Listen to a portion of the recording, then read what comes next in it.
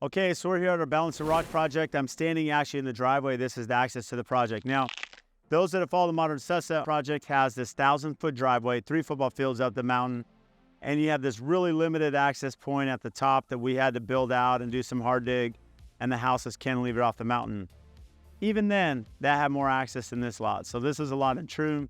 And so part of it is just how the design worked. We wanted to maximize the footprint. So in Scottsdale, even if you own a full acre, you may only be able to build on 25, 30, 35, up to 40% of the lot.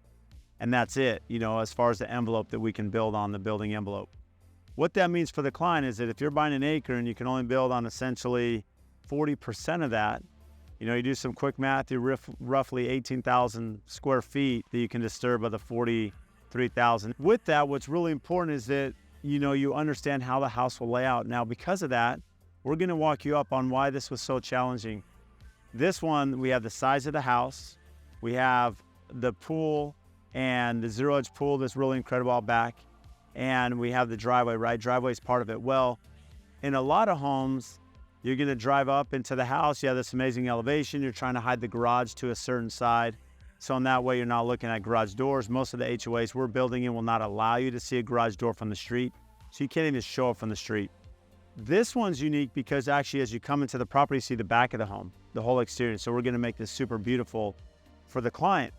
The reason being is because we have views here. Just behind me, we have Pinnacle Peak that we built on. So, these Troon Mountains right here on this side. So what's really important is working with PHX, our architect, is doing the BIM modeling, understanding how this home is going to lay out. So we did the layout, we did the coordination, and we're like, okay, we want to maximize views. Now, keep it in mind that we have neighbors here. We have neighbors here, and we don't want to see any of those neighbors.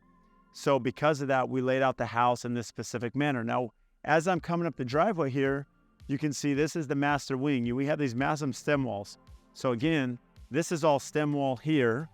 We have our waterproofing down below because this will be at grade. So this will be our paver driveway. So we have our access up here. So we have this nice blockage from the neighbor right here. It gives us some privacy with the drive.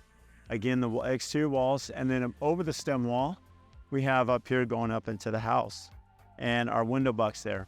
So we have some amazing views that's going to be capturing some of the hillside here. And most importantly, we want to see that Pinnacle Peak. Now, here's where access plays a role. This is why it's really important that we talk about doing our pool plan scheduling. This is not a normal build. There was so much coordination. There was a huge challenge getting concrete trucks up here. A massive challenge getting structural steel. In fact, we did an earlier video on our structural steel.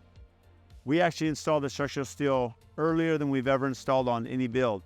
The reason being, as we come around and you see the structural steel, to be able to fly these large pieces of steel, the weight, the size, to get crane access in here was going to be impossible if we had undergrounds, if we had plumbing, if we had the concrete in, if we had this ICF in. And so the steel was actually, the minute we're up here, we did our mass grading, we got our footings installed, our structural steel came in, and we installed that steel. Now, just to kind of give you some context of the build here, this is the driveway. So we're coming up here through the driveway.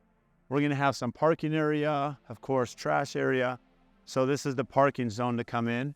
We have our garage here that our clients can pull straight into and have to have guests. And then we're going to be coming in through the front door. And again, you can see these incredible views here. So as we bring you on in for access, again, we have this little staging area right here, which isn't so bad. We actually had to splice 2 of our structural beams here. So you can see above me here, we have a splice in that beam. That's by intent. Not only did we have to get in here first with our structural steel, just after footings, before any undergrounds were done and any walls are up, and of course, before the slab was poured. Even though we had all of those conditions, the weight of these beams were so heavy, the crane needed to put these in, we couldn't fly that entire beam all by itself. It had to come in 2 sections. And so we had to coordinate with the engineer. We knew this, having gone through the pool plan. We knew when we were coordinating the shop drawings that the weight and access to get in here because of the heel out front, we wouldn't be able to get up here. So our engineer of record and our steel company, we designed this to come in 2 sections, and we have a splice detail that's welded in there by the engineer. Now keep in mind, that's not by accident. This is pre-planned, and this is something that's coordinated between everyone that's on board. This does not affect the integrity of the home. had this been one piece or two. The great thing about working with steel, when you're splicing and welding steel, you don't lose the strength, especially if it's done properly. And so it doesn't affect the integrity of the build. We're not going to have an issue with this later. And so this splice you'll see there's one here as well.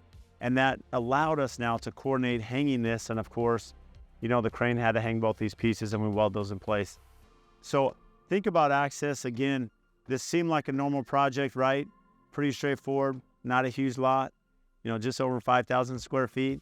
Until you dive into the plans and you realize, okay, looking at the pool that's structural in the back, that zero-edge pool that we talked about in a previous video, the structural steel components, the ICF, this becomes one of our most complicated builds, and it's packing the punch. It's only 5,000 square feet. It's not like some of our bigger ones, and it doesn't have this 1,000-foot driveway.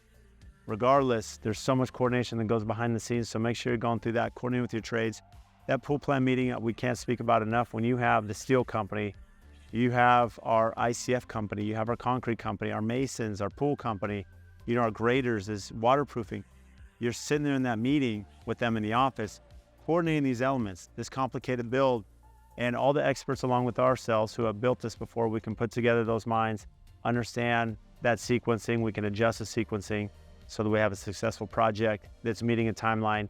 And more importantly, it's not just the timeline, and it's not just delays, and it's not just keeping the client happy, but cost.